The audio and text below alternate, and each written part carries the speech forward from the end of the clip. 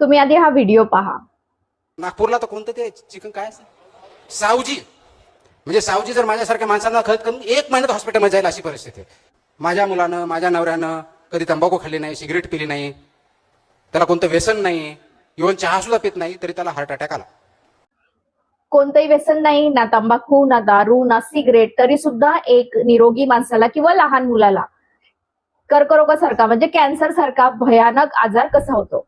जेव्हा महाराष्ट्रातील सर्वात कडक आणि प्रामाणिक संधी अधिकारी तुकाराम मुंढे या प्रश्नाचं धक्कादायक सत्य बाहेर आणतात, तेव्हा संपूर्ण महाराष्ट्रात खळबळ उडते.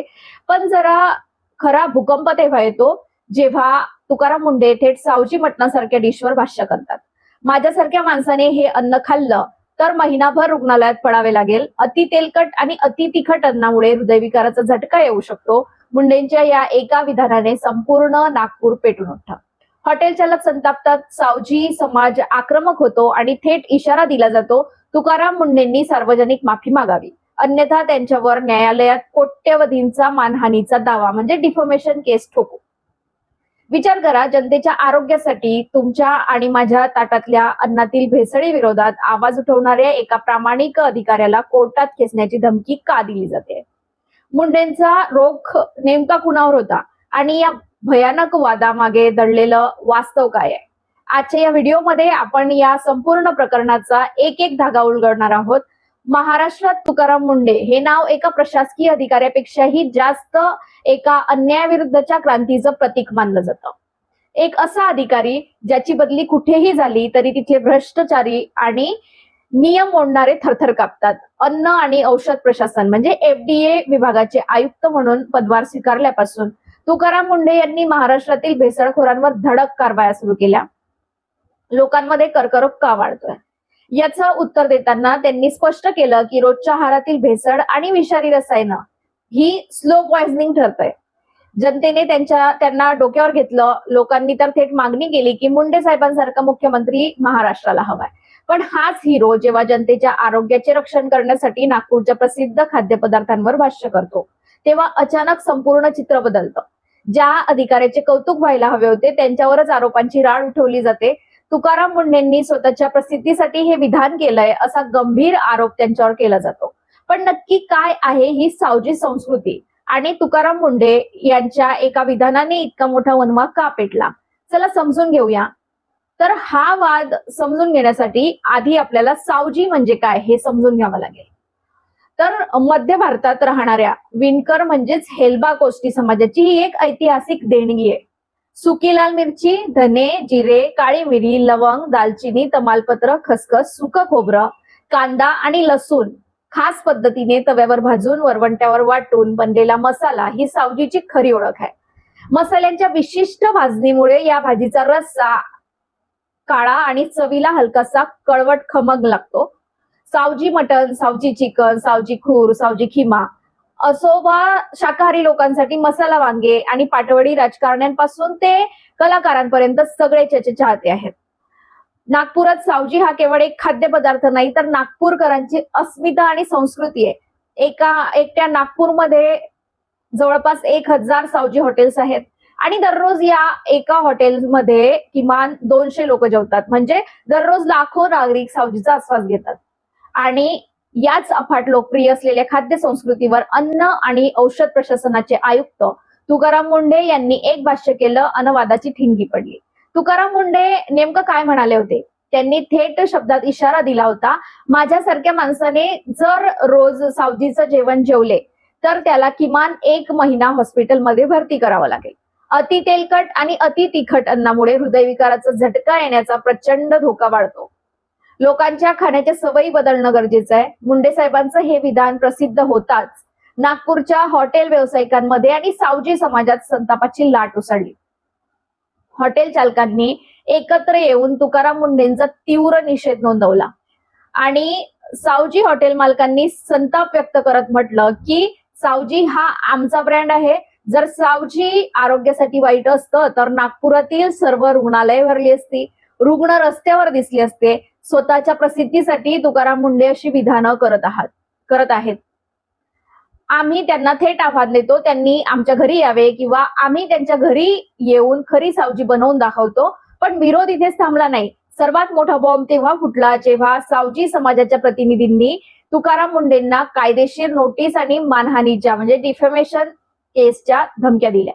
होय, सावजी समाजाचे प्रतिनिधी आणि हॉटेल असोसिएशनचे अत्यंत आक्रमक भूमिका त्यांनी घेतली. त्यांचे म्हणणं होतं की तुकाराम मुंडे यांच्या या बेजबाबदार विधानामुळे हजारो सावजी व्यावसायिकांच्या रोजगारावर संकट आलंय. सावजी ब्रँडला आणि आमच्या परंपरेला अडचणीत आणलं गेलंय. तुकाराम मुंडेंनी संपूर्ण सावजी समाजाची आणि नागपूरकरांची सार्वजनिकरित्या माफी मागावी. जर त्यांनी माफी मागितली नाही तर आम्ही त्यांच्यावर न्यायालयात कोट्यवधी रुपयांचा मानहानीचा दावा ठोकणार.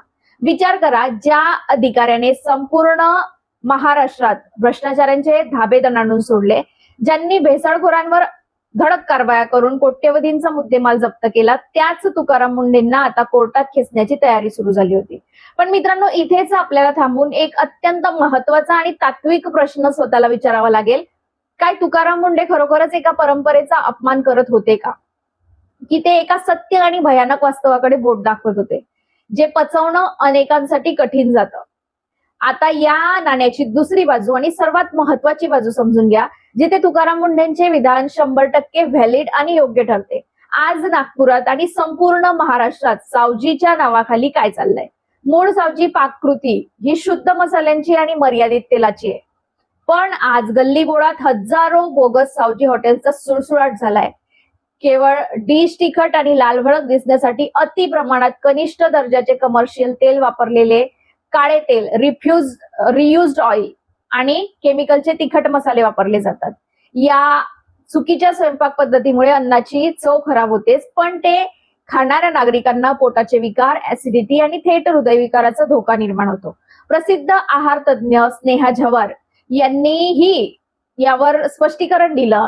त्या म्हणाल्या, सावजीमध्ये वापरले जाणारे पारंपरिक मसाले आरोग्यासाठी चांगले असतात, यात शंका नाही.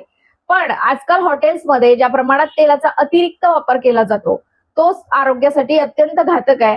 सावजीमधील तेलाचं प्रमाण कमी करणं ही काळाची गरज आहे. म्हणजेच तुकाराम मुंडे मूळ सावजी संस्कृतीच्या किंवा नागपूरकरांच्या विरोधात नव्हते.